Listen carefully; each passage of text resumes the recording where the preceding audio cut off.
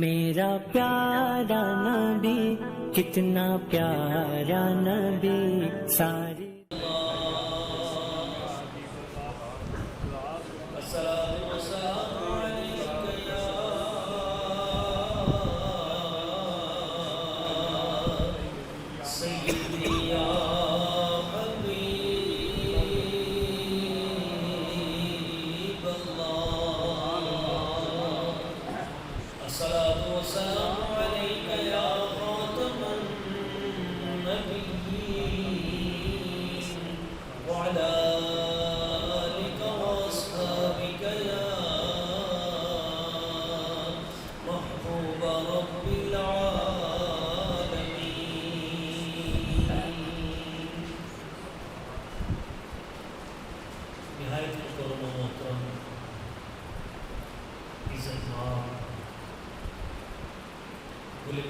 سیادت حضرت قبلہ سید محمد عرفان شاہ صاحب بخاری نقل برکاتہ القدسیہ عزت مآب محترم محترم فاضل جلیل نبیل حضرت اللہ مولانا الحافظ القاری محمد سلیم صاحب بخاری برکاتہ القدسیہ دیگر جمیع عاشقان رسول محبین مصطفیٰ کریم عظیم علماء کرام عظیم اساتذہ کرام عزت مآب استاد اساتذہ سر محمد اشرف ظفر صاحب مصر حاضہ کی جمیع انتظامیہ اللہ کریم کی بارگاہ قدس میں دعا ہے وہ ذات لم یزل آج کا ہمارا یہ درس اخلاق اپنی بارگاہ قدس میں قبول فرمائے ہمیں انبیاء کرام صحابہ کرام اہل بیت اطہار اور اولیاء کرام ان عظیم ہستیوں کے اخلاق حسنہ کا نور ہمیں عطا فرمائے ایک مرتبہ آواز میں بلند درود پاک پڑھ لیجیے صلی اللہ علیہ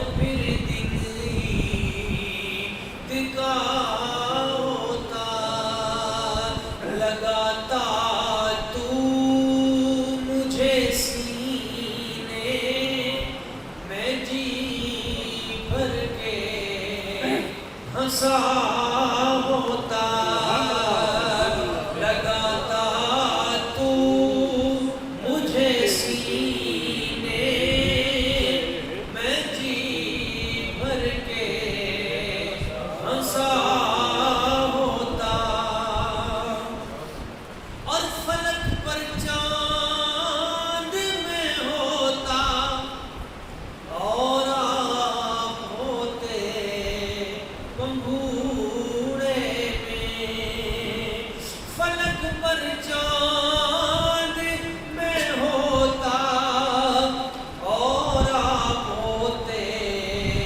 पंगूड़े में जिधर उठती तेरी उंगली उधर मैं झुक गया होता, जिधर उठती तेरी उंगली उधर मैं झुक गया होता।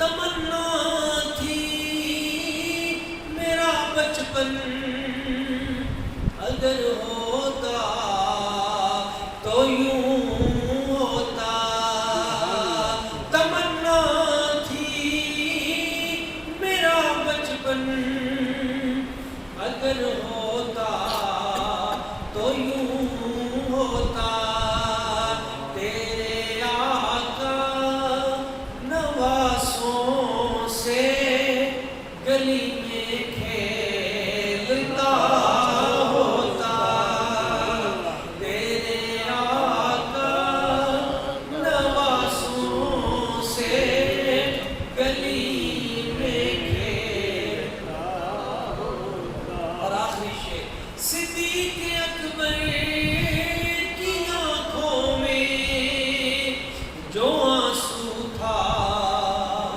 वो मैं होता, सिद्दीक़ अकबर की आंखों में जो आंसू था वो मैं होता, तेरे रुखसार पर आका हकीकत से गिरा होता, तेरे रुखसार पर आका हकीकत से गिरा होता। मुअज़्ज़ज़ मोहतरम अरबाब इल्म व दानिश, अखलाक़ हसना के हवाले से हमारे दुरूस अखलाक जारी हैं। आज का दर्स अखलाक वक्त की मुनासबत के साथ हज़रत सय्यदना इब्राहीम अलैहिस्सलाम आपके अखलाक़ आलिया के हवाले से है। चूँकि ईद उल अज़हा की भी आमद है तो इन दिनों में यादगार हज़रत सय्यदना इब्राहीम अलैहिस्सलाम पूरी उम्मत उन्हें याद करती है। कुरान मजीद में 69 मकामात पर आपका नाम आया है और हज़रत सय्यदना इब्राहीम अलैहिस्सलाम आप वो अजीम हस्ती हैं कि सिर्फ सूरह अल-बक़रा में 15 जगह पे आपका नाम है। हज़रत सय्यदना इब्राहीम अलैहिस्सलाम जद्दुल अंबिया, अबुल अंबिया, अबुल तरीफ़ान, वो अजीम हस्ती हैं जिनकी सीरत के अखलाकी पहलू इतने रोशन हैं कि आज के दौर में, इस पुरफितन दौर में उम्मत मुस्तफ़ा को फिर ज़रूरत है कि हम फिर से हज़रत जनाब सय्यदना इब्राहीम अलैहिस्सलाम आपके अखलाक़ आलिया को अपनाएं। अल्लामा इक़बाल ने कहा था, आग है औलाद इब्राहीम है नमरूद है, क्या किसी को फिर किसी का इम्तिहान मकसूद है। हज़रत इब्राहीम अलैहिस्सलाम की पूरी सीरत ऐसी रोशन मीनारे की तरह है जो हर लम्हे हमें रोशनी अता करती है। मसलन इस बात से आप अंदाज़ा कर लें कि हज़रत इब्राहीम अलैहिस्सलाम का मकाम कितना बुलंद है। इस बात से आप अंदाज़ा कर लें कि शान तो हमारे नबी पाक की भी ज़्यादा है, इसमें कोई शक नहीं। क़यामत वाले दिन भी हज़रत इब्राहीम अलैहिस्सलाम हुज़ूर की बारगाह में आएंगे और अर्ज़ करेंगे, हुज़ूर मैंने आपके लिए दुनिया में दुआएं की थी, आज मुझे भी आप अपनी उम्मत में शामिल फरमा। مگر اس شان کے باوجود ایک بات بڑی اہم ہے، پوری کائنات کو اللہ تعالیٰ فرماتا ہے لقد کان لکم فی رسول اللہ اسوۃ حسنہ، تمہارے لیے کامل ترین نمونہ جس ہستی کو بنایا ہے وہ جناب محمد مصطفیٰ رسول اللہ صلی اللہ علیہ وسلم، حضور کی طرف دیکھو، جس مشکل میں بھی تم پھنس گئے ہو میرے نبی کی طرف دیکھو، حضور کا اسوہ حسنہ دیکھو، سرکار کی سیرت میں دیکھو، ہر مشکل کا حل تمہیں مل جائے گا۔ ہمیں قیامت تک کے لیے فرمایا گیا کہ حضور کی طرف دیکھو، مگر جب حضور میں مشکلات آئیں، پتھر مارے گئے، کانٹے بچھائے گئے، ہجرت میں مجبور کیا گیا، جنگوں میں ظلم و ستم ہوئے، جب حضور پہ مشکلات آئیں تو اللہ تعالیٰ نے پتہ کیا فرمایا؟ قد كانت لكم أسوة حسنة في إبراهيم حبیب آپ نے اگر دیکھنا ہے تو پیچھے پھر حضرت ابراہیم کی طرف دیکھیں۔ اب آپ کو سمجھ میں آئی ہوگی بات، دنیا کے لیے حضور کی ذات کو نمونہ بنا کر آپ کے اسوہ حسنہ کو پیش کیا گیا، اور حضور سے فرمایا گیا کہ حضور آپ نے اگر دیکھنا ہو کسی ہستی کو کہ مشکل میدان میں کفر کے سامنے ڈٹ کر کیسے کھڑے ہونا ہے، مشکلات کا مقابلہ کیسے کرنا ہے، آزمائشوں سے کیسے گزرنا ہے، تو میرے حبیب حضرت ابراہیم کو دیکھیں۔ حضرت ابراہیم علیہ السلام وہ ہستی ہے ان ابراہیم جن کو پوری امت کہا گیا۔ آپ کے اخلاق بڑے وسیع ہیں، چند اخلاق میں آپ کے سامنے پیش کرنا چاہتا ہوں جنہیں اپنانے کی ضرورت ہے۔ قرآن مجید کی ایک آیت میں حضرت سیدنا ابراہیم علیہ السلام کے 3 اخلاق بیان کیے گئے ہیں۔ ان ابراہیم لحلیم اواب منیب، بے شک ابراہیم علیہ السلام لحلیم بڑے ہی نرم دل ہیں، بڑے ہی رقیق القلب ہیں، بڑے ہی نرم دل ہیں۔ تو پہلا اخلاق آتا ہے نرم دل، اواب۔ دوسرے اخلاق میں ہے آہیں بھرنے والے، روتے رہتے ہیں، اشک بہاتے ہیں، رب کی بارگاہ میں سجدہ ریز ہو جاتے ہیں۔ اور تیسرے ان کے اخلاق میں ہے منیب، بارگاہ رب العزت میں جھک جانے والے۔ اس قال لہ ربہ اسلم، جب رب نے انہیں کسی بھی مرحلے میں کہا ابراہیم اپنا آپ پیش کرتے ہو، اسلم سر تسلیم خم کرتے ہو، بڑھاپے میں جا کے حکم دیا اپنا ختنہ خود کرتے ہو، قال اسلمت، کہا مولا جس طرح بھی آزمانا ہے آزما لے، تیرا بندہ تیری بارگاہ میں حاضر ہے، ایک لمحے کی لیٹ نہیں کی، یا اللہ جس جگہ پہ تو آزمائے میں حاضر ہے۔ ہم تو آج آزمائشوں کے لائق نہیں، نہ قابل، ہم معافی مانگتے الہی ہم آزمائشوں کے قابل نہیں، ہم پہ تو ان بڑی ہستیوں کے صدقے سے کرم فرما۔ وہ ابراہیم علیہ السلام، یا اللہ جہاں حکم کا 80 سال سے زیادہ ہوا ہے، ختنہ کرو، حاضر۔ بچوں کو، بیوی بچوں کو صحرا میں چھوڑ کے آؤ، یا اللہ میں حاضر ہوں۔ اپنے خوبصورت بیٹے کے گلے پہ چھری چلاؤ، یا اللہ میں حاضر ہوں۔ بڑھاپے میں جا کے میں مزدوری کرو، یا اللہ میں حاضر ہوں۔ میرا مکان بناؤ خانہ کعبہ، یا اللہ میں حاضر ہوں۔ اپنی عزت کو مجھ پہ قربان کرو، یا اللہ میں حاضر ہوں۔ جس مرحلے میں آپ دیکھتے ہیں، حتیٰ کہ آخری چیز اپنی جان ہوتی ہے، نارے نمرود کے شعلے آسمانوں تک بلند ہو رہے ہیں، اپنے آپ کو پیش کر دے، یا اللہ میری جان حاضر ہے، سب کچھ پیش کر دیا، اس کو کہتے ہیں منیب۔ رب کی بارگاہ میں سر تسلیم خم کر دے، بڑی سے بڑی مشکل میں بھی بارگاہ رب العزت میں اپنے آپ کو پیش کر دینے والا۔ یہ بڑے عظیم اخلاق ہیں. آپ دیکھتے ہیں اللہ تعالیٰ قرآن مجید میں فرماتا ہے هل اتاک حدیث ضیف ابراہیم المکرمین، تمہیں حضرت ابراہیم علیہ السلام کی مہمان نوازی یاد نہیں؟ وہ عظیم فرشتوں کے ساتھ انہوں نے جو سلوک کیا. آپ کی یہ اخلاق حسنہ ہے، آپ کے مہمان نواز ہیں. میں مثال دیتا ہوں آپ کو مہمان نوازی کی اعلیٰ درجے کی ہے. آپ موجود ہیں، فرشتے آئے، انسانی شکل میں آئے. جب انسانی شکل میں آئے انہوں نے آواز دی، آپ نے دیکھا بڑے نورانی وجیح چہرے ہیں. آپ نے انہیں بٹھایا، بٹھا کے آپ نے ان سے یہ نہیں پوچھا کہ تم کون ہو، کہاں سے آئے ہو. بٹھا کے سیدھے گھر گئے اور گھر میں جو اس وقت جانور موجود تھا بچڑا، اس کو جلدی جلدی ذبح کیا، اس کا گوشت بنایا، بھون کر اس گوشت کو گھر والی سے کہا جلدی جلدی تیار کرو.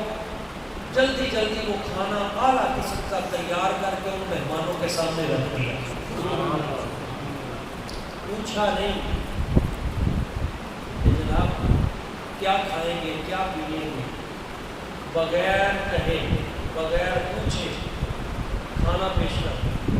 یعنی اتنے سخی تھے، مہمان نواز تھے حضرت ابراہیم علیہ السلام کہ جب روزانہ کھانا کھانے لگتے تو پہلے دیکھتے کوئی بندہ مل جائے جسے اپنے ساتھ کھانا کھلائیں.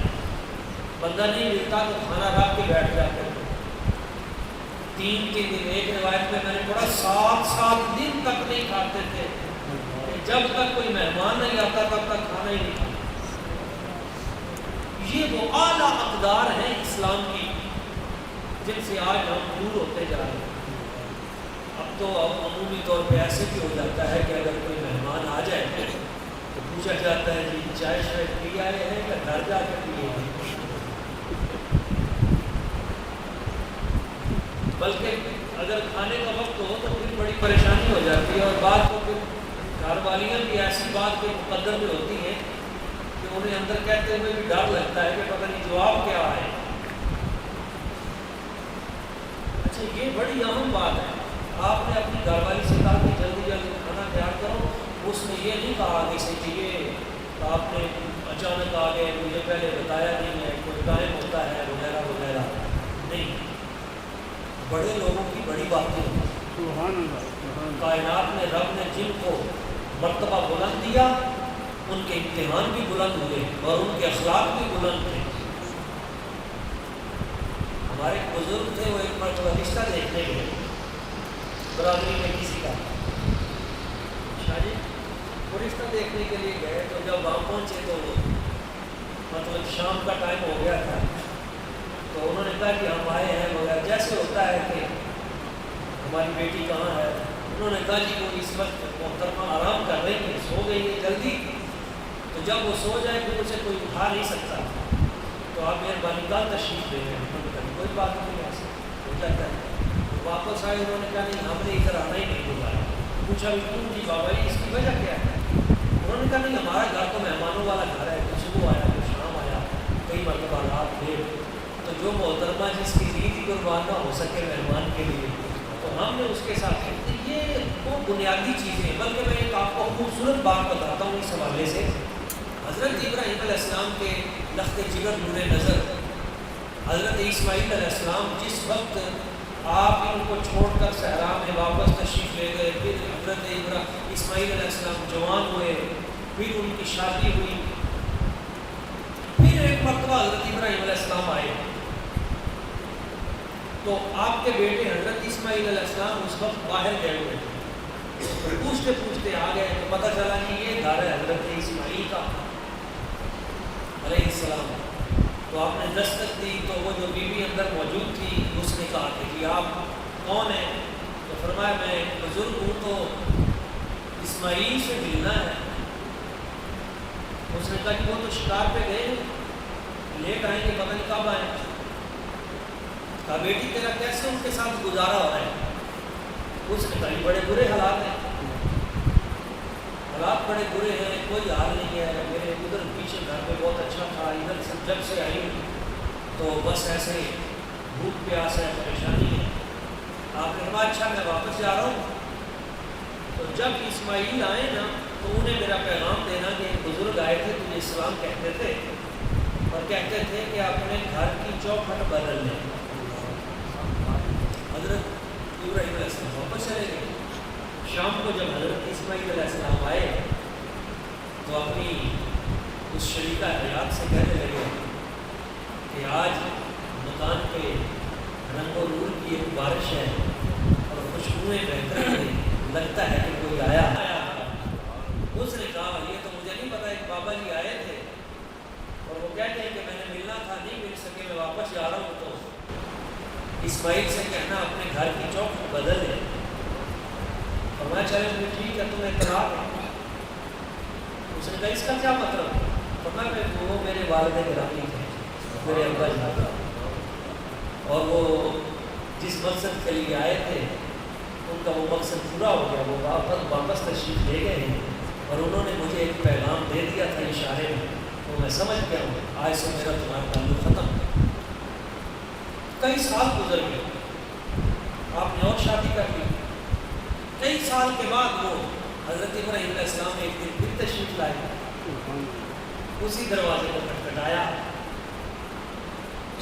وہ نئی جو آپ کی زوجہ محترمہ تھی رفیقہ حیات، انہوں نے پوچھا جی کون ہے؟ ایک بزرگ ہوں، مسافر ہوں، اسماعیل سے ملنے آیا ہوں۔ انہوں نے دیکھا تو کہا بابا جی آپ بزرگ آدمی ہیں، آپ تشریف رکھیں، آپ بیٹھیں۔ کہا نہیں مجھے جلدی نہیں۔ اس نے کہا نہیں آپ دور سے آئے ہیں، ایسے نہیں میں جانے دوں گی، تو آپ بیٹھیں۔ تو جلدی جلدی انہوں نے کھانا پینا پانی جو بھی اس کو وہ پیش کیا۔ بابا جی آپ بتائیں، حکم کریں کیسے آنا ہوا؟ فرمایا بیٹی میں اسماعیل سے ملنے آیا تھا، وہ کب تک آئیں گے؟ کہا جی بھائی وہ تو بابا جی لیٹ آئیں گے، حکم فرمائیں۔ فرمایا بیٹا یہ بتاؤ کہ تمہارا اسماعیل کے ساتھ گزارا کیسے ہو رہا ہے؟ اس نے کہا بابا جی اس سے زیادہ اچھا گزارا کیا ہوگا کہ اللہ نے میرے مقدر میں اسماعیل جیسا شوہر کر دیا اور حضرت ابراہیم جیسی ہستی میرے سسر بنا دیے، مجھے اور کیا چاہیے؟ میں تو سارا دن ساری رات شکر کرتی ہوں، میں اس کا شکر ادا کر ہی نہیں سکتا۔ حضرت ابراہیم علیہ السلام نے فرمایا میری بیٹی جب اسماعیل آئے تو انہیں کہنا بزرگ آئے تھے سلام کہتے تھے اور ساتھ یہ فرماتے تھے کہ میرے بیٹے اس چوکھٹ کو سلامت رکھنا، اسے ضائع نہ ہونے دینا، وہ جو آخری نبی آئیں گے وہ یہیں سے آئیں گے۔ کیوں؟ وہ دیکھ رہے تھے کہ جس ہستی سے صابروں کی ماں جنم لے گی، جس ہستی سے صابروں کے باپ تشریف لائیں گے، جن سے میرے آقا کریم صلی اللہ علیہ وسلم حضور نے آنا ہے، جن سے اہل بیت اطہار اور خاندان نبوت نے آگے چلنا ہے، تو وہ عورت بے صبری نہیں ہونی چاہیے، وہ صبر کی پہاڑ ہونی چاہیے، اس کے اندر شرم و حیا ہونی چاہیے، اس کے اندر مہمان نوازی ہونی چاہیے، اس کے اندر یہ جتنی خاندانی اوصاف رب نے رکھے وہ سارے کے سارے اس کے اندر ہونے چاہیے، اخلاق حسنہ سارے کے سارے اس میں ہونے چاہیے۔ کیوں؟ ماں جب اعلیٰ اخلاق کی حامل ہوگی، نیکی شرم و حیا اور غیرت کی حامل ہوگی اور اعلیٰ صفات کی جس وقت ماں حامل ہوگی تو صرف اس کا نور اس کے وجود تک نہیں رہے گا، ماں اگر نیک ہو جائے تو سارے کا سارا خاندان نیک ہو جائے۔ سبحان اللہ۔ میں بات کر رہا تھا کہ حضرت جناب سیدنا ابراہیم علیہ السلام آپ نے ان مہمانوں سے پوچھا بھی نہیں کہ آپ کون ہیں، کہاں سے آئے ہیں، جلدی جلدی بچڑا بھون کر ان کے سامنے پیش کر دیا، خدمت کے لیے پیش کر دی۔ جب کھانا پیش کیا تو انہوں نے کہا کہ ہم نے تو کھانا ہی نہیں، ہم تو نہیں کھائیں گے۔ اب اس معاشرے میں یہ رواج تھا کہ اگر مہمان یہ کہہ دیتا تھا کہ میں نے کھانا نہیں کھانا تو یہ کھلی جنگ ہوتی تھی، یہ اس بات کا اعلان تھا کہ ہماری تمہاری جنگ ہے، ہم تمہارا کھانا نہیں کھائیں گے، لڑائی کے لیے تیار ہو۔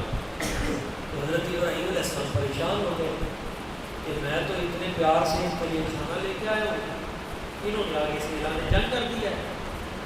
تو جب آپ پریشان ہوئے تو وہ فرشتے تھے، انہوں نے کہا حضور آپ پریشان نہ ہو، اصل میں ہم فرشتے ہیں، کھانے پینے سے پاک ہیں، اس لیے ہم کھانا شانا نہیں کھائیں گے، ہم تو آپ کے لیے 2 خبریں لے کے آئے ہیں۔ پہلی خبر یہ ہے کہ اللہ تعالیٰ آپ کو ایک لخت جگر نور نظر عطا کرے گا جس کا نام اسحاق ہوگا، نبی حضرت اسحاق علیہ السلام۔ اور دوسری خبر یہ ہے کہ حضرت لوط علیہ السلام کی جو قوم ہے یہ برائی کے راستے پہ چل پڑی ہے، اور یہ جس برے اخلاق میں ملوث ہو گئی ہے، آج ہم بتانے آئے ہیں کہ ان پر عذاب کا وقت آ گیا ہے۔ میں تمام نوجوانوں کو یہ پیغام دینا چاہوں گا اس بات کے سمت میں کہ جہاں ہم نے اچھے اخلاق اپنانے ہیں وہاں ہم نے برے اخلاق کو دور بھی کرنا ہے، چھوڑنے بھی ہیں۔ ان کے اندر برے اخلاق کیا تھے قوم لوط کے اندر؟ تو ایک تو برا اخلاق ان کا یہ تھا کہ وہ چوکوں میں کھڑے ہوتے تھے، ہر گزرنے والی عورت اور ہر گزرنے والے راہگیر کو وہ تنگ کرتے تھے، آوازیں کستے تھے، ایک تو برا اخلاق۔ دوسرا یہ تھا کہ ان کے ہاں یہ برائی موجود تھی کہ مرد کے ساتھ بدفعلی میں مبتلا ہوتا ہے۔ یہ اتنا برا عمل ہے، اتنا کبھی عمل ہے کہ میں نے قرآن مجید، احادیث صحیحہ، سیرت کی سینکڑوں کتابیں دیکھنے کے بعد میں یہ بات آپ کے سامنے کرنا چاہ رہا ہوں تاکہ ہم بچیں، اپنی نسلوں کو بچائیں، اپنے چھوٹے بچوں کو بچائیں، بڑوں کو بچائیں، پورے معاشرے کو اپنا اپنا رول ادا کریں معاشرے میں۔ حضور نے فرمایا جو قوم لوط والے اس برے عمل میں مبتلا ہوگا اس شخص کی سزا یہ ہے کہ جب وہ مرے گا، مر جائے گا، جب وہ قیامت والے دن اٹھے گا تو میری امت میں سے نہیں اٹھے گا، قیامت والے دن وہ قوم لوط کے اس شہر سدوم سے اٹھے گا۔ اس قوم کا جو شہر تھا نا سدوم اس کا نام ہے، اس لیے ان کو سدومی بھی کہا جاتا ہے، لوطی نہیں کہنا چاہیے، کیونکہ یہ تو حضرت لوط علیہ السلام تو نبی ہیں، تو نبی کی طرف کسی گناہ کی نسبت کرنا یہ کفر ہے، اس سے بچنا چاہیے۔ تو سدومی ان کو اس شہر کا نام سدوم تھا۔ تو جو اس برائی میں مبتلا ہے، امرت بازی جسے کہتے ہیں، اغلام بازی، اس برائی میں جو شخص مبتلا ہے، اس سے بڑا عذاب کیا ہوگا کہ وہ مرے تو حضور کی امت میں، مگر اٹھے وہ وہاں اس قوم لوط کے ساتھ، اس کا حشر سدوم کے ساتھ ہو، یعنی قیامت والے دن اس کی بخشش کا کیا ہو کہ جو حضور کی امت سے ہی نکال دیا جائے، امت مصطفیٰ سے جس کو نکال دیا جائے تو اس کی شفاعت کہاں سے ہو؟ تو وہ فرشتے یہ 2 خبروں کے حوالے سے آئے تھے۔ یہ ضمن میں نے بات کر دی کہ جہاں ہم نے اچھے اخلاق اپنانے ہیں وہاں برے اخلاق کو چھوڑنا ہے۔ حضرت جناب سیدنا ابراہیم علیہ السلام آپ کے یہ اعلیٰ اخلاق ہیں کہ ایک خوبصورت اخلاق آپ کا یہ ہے کہ آپ نبی پاک صلی اللہ علیہ وسلم کی پوری امت کی بھلائی سوچتے ہیں۔ ہم نے بھی حضور کی ساری امت کی بھلائی سوچی۔ مثلا یہ آج ہم جو دعا کرتے ہیں، رب اجعلنی مقیم الصلاۃ ومن ذریتی ربنا وتقبل دعاء ربنا اغفر لی ولوالدی وللمؤمنین یوم یقوم الحساب، یہ کس کی دعا ہے؟ حضرت ابراہیم علیہ السلام کی۔ حضرت ابراہیم علیہ السلام کی یہ دعا ہے کہ یا اللہ مجھے بھی بخش دے، میرے والدین کو بھی بخش دے، وللمؤمنین یوم یقوم الحساب، قیامت تک جتنے مومنین آئے سب کو بخش دے۔ یعنی ابراہیم علیہ السلام نے صرف اپنے لیے نہیں مانگا بلکہ جب مانگا تو حضور کی ساری امت کے لیے، قیامت تک کی ملت کے لیے مانگا۔ تو جب رب سے مانگے تو پھر صرف اپنے لیے نہ مانگے، سب کے لیے مانگے، اور سب کا بھلا چاہیں، یہ حضرت ابراہیم کے اخلاق علیہ السلام۔ حضرت ابراہیم علیہ السلام کے اخلاق میں ایک اور بڑی خوبصورت چیز ہے، اور وہ بہت بڑی چیز ہے۔ آپ کا دل کا زنگ اتر جائے، ہمارا زنگ اتر جائے۔ 16 سال کی عمر ہے اور وقت کا ظالم بادشاہ نمرود سامنے ہے، اور اس کے ساتھ جب ٹکر ہوتی ہے، برادری کے سارے لوگ خلاف ہیں، پورا ملک خلاف ہے، اکیلا حضرت جناب سیدنا تن تنہا۔ تو بادشاہ وقت کہتا ہے میرے علاوہ تم کس کی پوجا کرتے ہو؟ آپ نے فرمایا میں تو صرف اپنے رب کی پوجا کرتا ہوں۔ اس نے کہا کون رب؟ تو آپ نے فرمایا ربی الذی یحیی و یمیت، رب وہ ہے جو زندہ بھی کرتا ہے، جو مارتا بھی ہے۔ قال انا احیی و امیت، اس نے کہا میں بھی زندہ کرتا ہوں، میں بھی مارتا ہوں۔ آپ نے فرمایا تو کیسے زندہ کرتا ہے، تو کیسے مارتا ہے؟ اس نے جیل سے 2 بندے منگوائے، 2 قیدی۔ یہ کون ہے بھائی؟ انہوں نے کہا جی یہ وہ قیدی ہے جس کو آج چھوڑ دیا جائے۔ اس نے کہا اس کی گردن اڑا دو۔ یہ قیدی کون سا ہے جی؟ یہ وہ ہے جی جس کو آج پھانسی دی جائے گی، سزائے موت ہوگی۔ اس نے کہا اس کو چھوڑ دو۔ جس کو چھوڑنا تھا اسے قتل کر دیا، جسے قتل کرنا تھا اسے چھوڑ دو۔ اس نے کہا یہ دیکھو جس کو مارنا تھا اسے میں نے زندگی بخش دی، جسے زندگی بخشنی تھی اسے میں نے مار دیا۔ حضرت ابراہیم علیہ السلام جانتے تھے کہ یہ موت و حیات کا مفہوم سمجھا ہی نہیں، یہ بیوقوف آدمی ہے، اس کے ساتھ میں ایسے وقت ضائع کروں گا؟ آپ نے ایسا دوسرا سوال اس کے منہ میں جڑا، فبہت الذی کفر، لاجواب ہو گیا، مضبوط ہو گیا۔ کیا کیا؟ آپ نے فرمایا اچھا اگر تو اس کا مطلب یہ سمجھا ہے فإن اللہ یأتی بالشمس من المشرق فأتی بها من المغرب، میرا رب تو وہ ہے جو سورج مشرق سے شروع کرتا ہے مغرب میں غروب کرتا ہے، تو رب ہے تو سورج مغرب سے ذرا طلوع کر کے دکھا، مشرق میں غروب کر کے دکھا۔ فبہت الذی کفر، منہ لٹک گیا، لاجواب ہو گیا۔ اور جب یہ ظالم حکمران لاجواب ہو جاتے ہیں، دلیل سے جواب نہیں دے سکتے، تو پھر آخری حالت کے پاس کیا ہوتا ہے؟ اس کو جیل میں ڈال دیا جائے، اس کو سزا دی جائے، اس کے اوپر فلاں ایکٹ نافذ کر دیا جائے۔ یہ آخری حل ہوتا ہے، اور یہ شروع سے لے کے آج تک چلا رہا ہے اور قیامت تک چلتا رہے گا۔ اور حضرت ابراہیم علیہ السلام کے ماننے والے ہر دور میں کلمہ حق کہتے رہے۔ اب جس وقت کہا گیا کہ جناب ان کو جیل میں ڈال دیا جائے گا، پھر پورا ملک اکٹھا ہوا کہ جناب ان کو سزا دی جائے گا۔ نمرود نے کہا آگ جلائی جائے، تو بہت بڑی آگ جلائی گئی، اتنی بڑی آگ کہ اگر آسمانوں کے قریب سے بھی پرندہ گزرتا ہے تو جل کے بھن جاتا ہے، اتنی بڑی آگ جلائی گئی۔ اور اس آگ میں پھر حضرت جناب ابراہیم علیہ السلام آپ کو اتارا گیا۔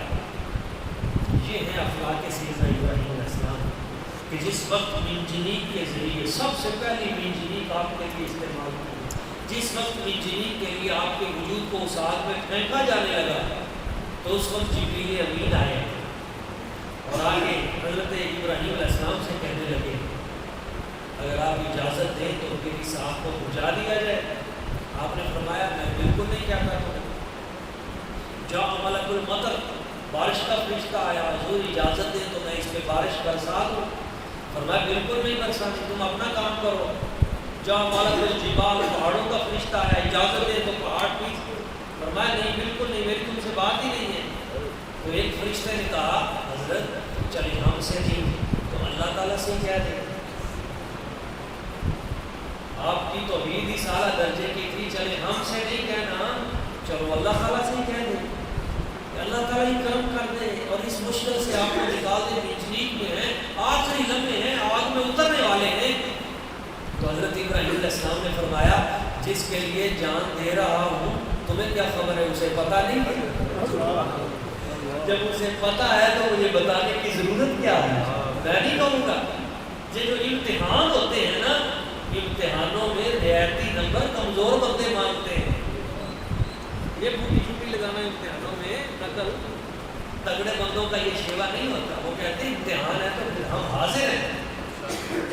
نے 33 نمبر لے کے ہمیں کسی طریقے سے پاس ہونا ہے، وہ نمبر 33 آتے ہیں کہ وہ کہیں کہ وہ ملکوں کی اور کوئی اس لیول کی وہ دنیا کی قیادت کریں، نہیں، پھر اللہ کریم کی ذات برکات میں جن کو جد الانبیاء اور جن کو اس مقام پہ پہنچانا ہوتا ہے پھر ان کی آزمائشیں بھی اتنی بڑی ہوتی ہیں۔ امام حسین پاک علیہ السلام کے حوالے سے جب کوئی بات کرتا ہے نا وہ پانی نہیں ملا، تو ہم نے کہا پانی کی کیا ضرورت تھی کہ ان کی بارگاہ میں حاضری کریں، یہ تو مقام آزمائش تھا ہمارے لیے کہ جب تمہیں کوئی مشکل پیش آئے تو تم امام حسین پاک کی طرف دیکھنا، تم حضرت ابراہیم علیہ السلام کی طرف دیکھنا۔ آگ میں اتر گئے۔ اب ایک بڑی دلچسپ آپ کو بات بتاتا ہوں اور وہ پوری میری گفتگو کا مغز اور خلاصہ ہے۔ جس وقت آپ کو آگ میں اتار دیا گیا تو اللہ کریم نے فرمایا فرشتوں اب تم بھی سائڈ پہ ہو جاؤ، اب تمہارا اور ابراہیم کا معاملہ نہیں تھا، میرا اور میرے بندے کا معاملہ، سائڈ پہ ہو جاؤ۔ یا نار کونی بردم و سلام علی ابراہیم، اللہ کریم نے ڈائریکٹ خطاب کیا آگ سے، اے آگ بردم و سلام علی ابراہیم، میرے ابراہیم پہ ٹھنڈی ہو جا اور سلامتی والی بھی ہو جا۔ یہ سلامتی کا لفظ اس لیے کہا کہ رب صرف ٹھنڈی کہتا تو شاید برف سے بھی زیادہ ٹھنڈی ہو جائے اور وہ بھی نقصان ہوتا۔ آج ٹھنڈی بھی ہو اور ذرا سلامتی والی بھی ہو، یعنی حضرت ابراہیم کو یوں لگے جیسے میں باغ میں آ گیا۔ آپ کہاں اتر گئے؟ اللہ کریم نے جنت سے آپ کو دھلا بھیجا، جبریل امین جنت کا لباس لے کے قمیص تشریف لائے، آپ کی بارگاہ میں حاضر ہوئے، وہ جنت کا قمیص پہنایا۔ یہ وہی قمیص تھا حضرت ابراہیم علیہ السلام نے بعد میں یہ قمیص حضرت جناب اسحاق علیہ السلام کو عطا کیا۔ یہ وہی قمیص تھا جو حضرت اسحاق علیہ السلام نے اپنے بیٹے حضرت یعقوب کو عطا کیا۔ یہ وہی قمیص تھا جو حضرت یعقوب علیہ السلام نے اپنے بیٹے حضرت یوسف علیہ السلام کو عطا کیا۔ جب وہ جانے لگے تھے نا بھائیوں کے ساتھ سیر کرنے کے لیے، آج ہم کھانے پینے کے لیے نکلتے ہیں تو حضرت یعقوب علیہ السلام نے ان کے گلے میں وہ جد امجد حضرت ابراہیم والا قمیص باندھا تھا۔ یہ وہی قمیص تھا کہ جب حضرت ابراہیم حضرت جناب یوسف علیہ السلام کنویں میں اترے تھے تو یہ ان کے ساتھ تھا، اور یہ وہی قمیص تھا کہ جس وقت زلیخا مصر نے 7 کمروں کے اندر حضرت یوسف علیہ السلام کو پکڑا تھا تو جو پھٹا تھا یہ وہی قمیص تھا، اور یہ وہی قمیص تھا جب حضرت یعقوب علیہ السلام کی آنکھیں 80 سال بعد سفید ہو گئی، نظر چلی گئی، اور بھائیوں نے آ کے بتایا ابا جی کی تو آنکھیں سفید ہو گئی ہیں، اے جناب یوسف ابا جی کی تو بینائی چلی گئی ہے، اذهبوا بقمیصی ھذا فالقوه علی وجه ابی یأتی بصیرا۔ قرآن مجید کے 13ویں پارے میں ہے، حضرت یوسف علیہ السلام نے فرمایا یہ میری قمیض لے جاؤ ابا جی کی آنکھوں پہ لگاؤ، قمیض پیچھے بعد میں ہٹے گی، ابا جی کی آنکھیں پہلے روشن ہوں گی۔ یہ وہی قمیض تھی۔ ایک اہم بات جو بتانا چاہتا ہوں، صحیح بخاری شریف میں، صحیح مسلم میں، صحاح ستہ میں وہ جو آگ تھی نا بہت بڑی آگ تھی جس میں حضرت ابراہیم علیہ السلام ہوئی،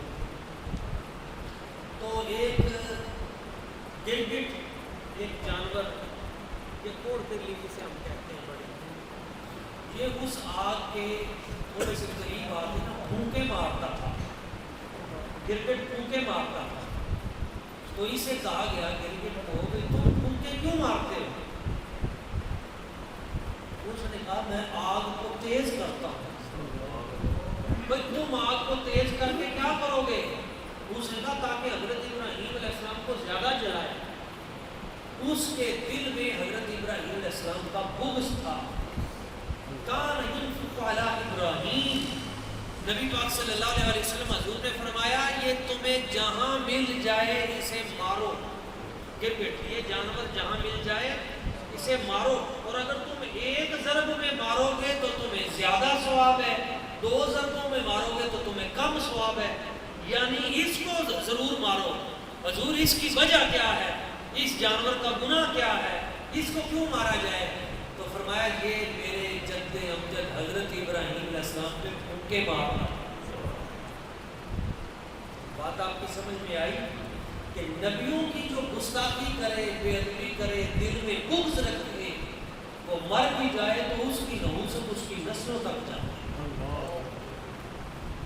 اور دوسری بات ایک چڑیا کی تھی، وہ دور ایک نہر کے کنارے بیٹھ کے ندی پہ وہاں سے پانی اپنی چونچ میں بھرتی، ایک دو قطرے جمع ہوتے تو وہ آگ کے قریب آتی، وہ ایک دو قطرے پھینک دیتی، پھر چلی جاتی، پھر قطرے لا کے پھینکتی، پھر چلی جاتی، پھر پھینکتی۔ اس سے کسی نے پوچھا چڑیا یہ تو کیا کرتی ہے، اتنی دور جاتی ہے، قطرے لے کے آتی ہے، یہ تیرے ایک دو قطرے سے یہ آگ تو نہیں بجھے گی؟ یہ اتنا بڑا بھانبڑ جو ہے نمرود کا لگایا ہوا آتش نمرود، یہ بجھنے والا نہیں ہے، تیری چونچ کے ایک دو قطروں سے ایسے بلا وجہ تو محنت کر رہی ہے۔ اس نے کہا مجھے بھی پتا ہے کہ آگ بجھنے والی نہیں ہے، پر میں اپنا شمار تو رب کی بارگاہ میں کروا لوں کہ یا اللہ جس وقت تیرے ابراہیم کو آگ میں ڈالا جا رہا تھا، یا اللہ میں تیرے ابراہیم کے دشمنوں میں نہیں کھڑی تھی، میں ان کے چاہنے والوں میں تھی۔ آج جو کفر کی آگ ہے، لبرلزم کی آگ ہے، الحاد پرستی کی آگ ہے، بد مذہبی کی آگ ہے، ظلم و ستم کی آگ ہے، توہین رسالت کی آگ ہے، ناموس رسالت میں حملوں کی آگ ہے، اور جو کفر کو راضی کرنے کی آگ ہے، یہ چاروں طرف سے بھڑکائی جا رہی ہے مختلف انداز میں۔ اس دور میں دو طرح کے کردار بڑے واضح ہیں، ایک گرگٹ کا اور ایک چڑیا کا۔ ایک گرگٹ والے وہ ہیں جو اس دینے والے ہیں، جن کی کوشش یہ ہے کہ کسی نہ کسی طریقے سے نبی پاک کے نام کو دبا دیا جائے، دین اسلام کو دبا دیا جائے، حضور کی عزت کو طریقے سے اس ملک سے اسلام کو نکال دیا جائے، مسجدوں کو مسمار کیا جائے، مدرسوں کو بند کر دیا جائے، کسی نہ کسی طریقے سے اقدار اسلامیہ کو نکالا جائے، پردے کو نکال دیا جائے۔ آپ کی شرم حیا بچی ہوئی ہے، بیٹے ماں باپ کا ادب کرتے ہیں، اپنے اساتذہ کا ادب کرتے ہیں، اس طرح کے گھریلو تشدد کے اس طرح کے نئے قوانین لا کر کسی نہ کسی طریقے سے اس فضا کو تباہ و برباد کر دیا جائے، اس معاشرے کا ستیہ ناش کر دیا جائے۔ ایک وہ لوگ ہیں جو ان لوگوں کو سپورٹ کر رہے ہیں، ان کی تائید میں بول رہے ہیں، ان کے ساتھ شانہ بشانہ چل رہے ہیں، یا کسی نہ کسی انداز میں اس گرگٹ کی طرح ان کو پھونکے لگا کے اسلام کے خلاف اپنے بغض کا اظہار کر رہے ہیں۔ اور دوسری طرف وہ حق پرست ہیں، وہ نیک لوگ ہیں، وہ صالحین ہیں، وہ عاشقین رسول ہیں، وہ نبی پاک صلی اللہ علیہ وسلم کے نام لیوا ہیں، جو اس چڑیا کی مثل اس بھڑکتی ہوئی آگ پہ اپنی چونچ میں قطرے ڈال کر لوگوں کو اخلاق کی تعلیم دے رہے ہیں، محبت کی تعلیم دے رہے ہیں، حضور پہ مر مٹنے کا جذبہ پیدا کر رہے ہیں، حضور کے اصحاب اور آل کے ساتھ رشتہ تعلق مضبوط کرنے کی بات کر رہے ہیں، اور اپنی اقدار کو بچانے کی بات کر رہے ہیں، اسلام کو یہاں نافذ کرنے کی بات کر رہے ہیں، مسجدوں مدرسوں کی حرمت کی بات کر رہے ہیں۔ اب یہ انتخاب آپ پہ ہے، آپ نے اس گرگٹ والا رول ادا کرنا ہے یا اس چڑیا والا رول ادا کرنا ہے۔ ایک بات آخری کر کے میں اپنی گفتگو اختتام کی طرف لے کے جاؤں گا۔ حضرت جناب ابراہیم علیہ السلام، اللہ کریم نے ان کو اس نار نمرود سے ایسے حسین و جمیل طریقے سے نکالا کہ قیامت تک کے لیے پوری دنیا کو پیغام دے دیا کہ مجھ پہ تم توکل کرو، حسبنا اللہ و نعم الوکیل، نعم المولا و نعم النصیر۔ پوری دنیا یہ پیغام ہے، پوری کی پوری کائنات اگر کسی بندے کے ساتھ کھڑی ہو مگر رب اس کا دشمن بن جائے، اللہ تعالیٰ اسے کوئی بچا نہیں سکتا۔ دنیا اگر کسی کی دشمن بن جائے مگر میرا رب اس کے ساتھ ہو، اس کا کوئی بال بھی نکل نہیں سکتا۔ اللہ کی ذات پہ توکل کریں۔ اللہ تعالیٰ فرماتا ہے وَمَن يَتَوَكَّلْ عَلَى اللَّهِ، جو اللہ کی ذات پہ توکل اور یقین کرے گا، اللہ تعالیٰ فرماتا ہے میں اس کی ہر مشکل کو آسان کروں، میں کافی ہوں اس کے لیے، اسے کسی اور در پہ جانے کی ضرورت نہیں، وہ میری ذات پہ توکل کر کے دیکھے، میں اس کی مشکلوں کو حل کروں۔ تو حضرت ابراہیم علیہ السلام کی سیرت ہمیں یہ بتاتی ہے کہ ہم اللہ کی ذات پہ یقین کرنا سیکھیں, اللہ کی ذات پہ توکل کرنا سیکھیں. اور ایک اور بات,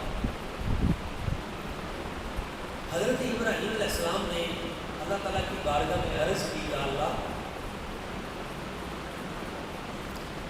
ربی ارنی کیف تحیی الموتیٰ, یا اللہ مجھے دکھا یہ تو مردوں کو زندہ کیسے کرے گا. بندے مر جائیں گے, قیامت والے دن پھر کھڑے ہوں گے, یہ مرنے کے بعد زندہ کیسے ہو جائیں گے. قال اولم تؤمن, فرمایا پیارے ابراہیم تجھے ایمان نہیں ہے, تیرا یقین نہیں ہے, تجھے یقین نہیں کہ میں کر سکتا ہوں. ابراہیم علیہ السلام نے عرض کی, یا اللہ مجھے یقین تو ہے, پر یہ جو دل ہے نا یہ چاہتا ہے کہ میں دیکھوں, مجھے اطمینان قلب نصیب ہو. ولیکن لتطمئن قلبی, یا اللہ یہ بھی تو ہے نا, یہ بھی تھوڑا راضی ہو جائے تو مجھے دکھا دے. ویسے میں مانتا ہوں کہ تو زندہ کر دے گا مردوں کو, لیکن میں چاہتا ہوں کہ میں بھی, اچھا یہ بڑی اوکھی بات ہے. مسجد جمعی شریف میں گیٹ نمبر 5 پہ ایک بزرگ بابا جی بیٹھے ہوئے تھے صوفی. میں نے ان سے ایک بار یہ بات کی تھی, تو انہوں نے ایک رات یہ مجھ پہ یہ بات کھولی کہ یہ جو بڑے لوگ ہوتے ہیں نا, یہ بڑوں کے امتحان بھی بڑے ہوتے ہیں. جب آپ کہتے ہیں نا یا اللہ میری یہ دعا بھی قبول ہو, یا اللہ میری یہ دعا بھی قبول ہو, ہر دعا تمہاری قبول ہو, تو اس بات سے بھی ڈرا کریں. کیوں, جب وہ تمہاری ہر بات مان لے تو کسی دن ہو سکتا ہے وہ بھی تمہیں کوئی ایسی بات کہہ دے جو بڑی مشکل ہو, پھر تم سوچو یہ تو بڑی بات ہے. ہاں ابراہیم علیہ السلام نے کہا تھا, یا اللہ میں تو چاہوں گا کہ مجھے زندہ کر کے دکھا, آنکھوں سے دیکھنا چاہتا ہوں. اللہ تعالیٰ نے فرمایا چلو دکھا دیتے ہیں. ایسے کرو 4 جانور لو, ان 4 جانوروں کو اپنے ساتھ اٹیچ کرو, ان کو کھلاؤ پلاؤ, اور وہ تمہارے ساتھ محبت کریں, مانوس ہو جائیں. جب تمہارے ساتھ ان کی دوستی اور مانوس ہو جائیں تو ان 4 جانوروں کو, الگ الگ جانوروں کو, ان کو ذبح کر دو, ان کی گردن کاٹ دو, اور پھر ان کا جو گوشت ہے اس کو مکس کر دو, اور گوشت کو مکس کر کے قیمہ بنا کے پھر تھوڑے تھوڑے ڈھیر, کچھ ادھر رکھ دو, کچھ ادھر رکھ دو, کچھ اس پہاڑ پہ رکھ دو, کچھ اس پہاڑ پہ رکھ دو. ثم ادعوہم یأتینک سعیا, پھر ان سب کو پکارو, 4 جانوروں کا الگ الگ نام لو.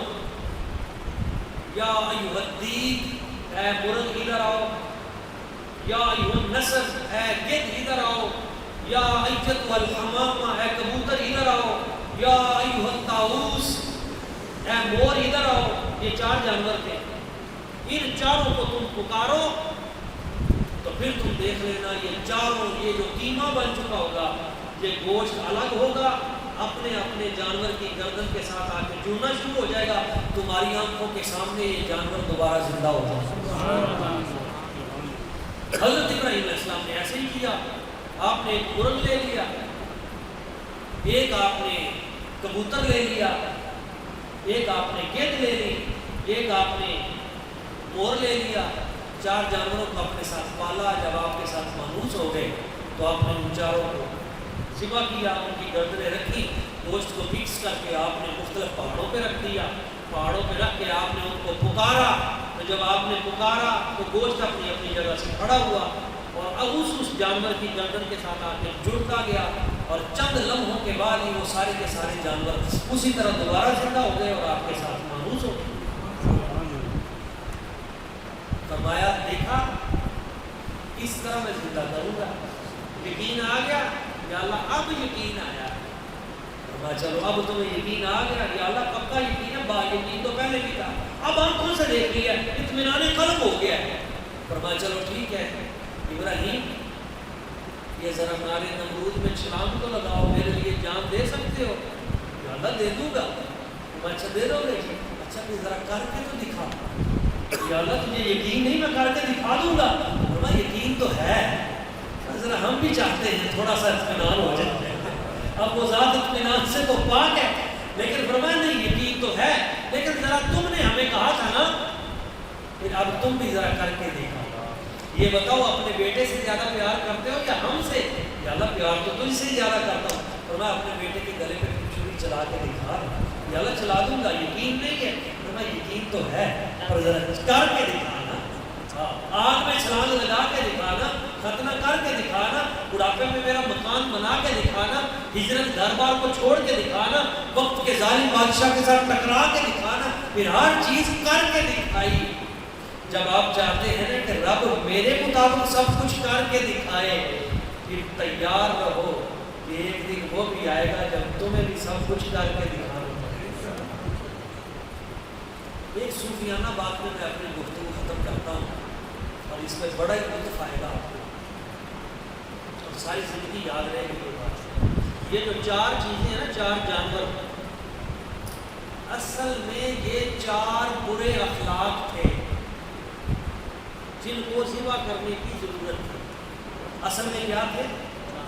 یہ چار برے اخلاق تھے جن کو فرمایا گیا کہ اے ابراہیم، اگر تم چاہتے ہو کہ مردے زندہ ہوں، اگر تم چاہتے ہو کہ تمہارا دل زندہ ہو، تو پھر اس میں جو چار جانور ہیں ان کو ذبح کرو پہلے۔ یا اللہ اس میں کون سے چار جانور ہیں؟ تو فرمایا ادھر چار بری خصلتیں چھپی ہوئی ہیں۔ کون سی؟ پہلی خصلت ہے مرغ والی، ککڑ والی۔ کیا؟ مرغ شہوت کی علامت ہے۔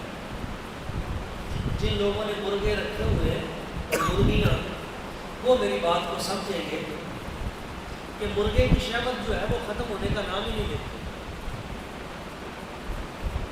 اللہ تعالیٰ فرماتا ہے اس مرغ کو ذبح کر، اس اپنی شہوت کو ذبح کر۔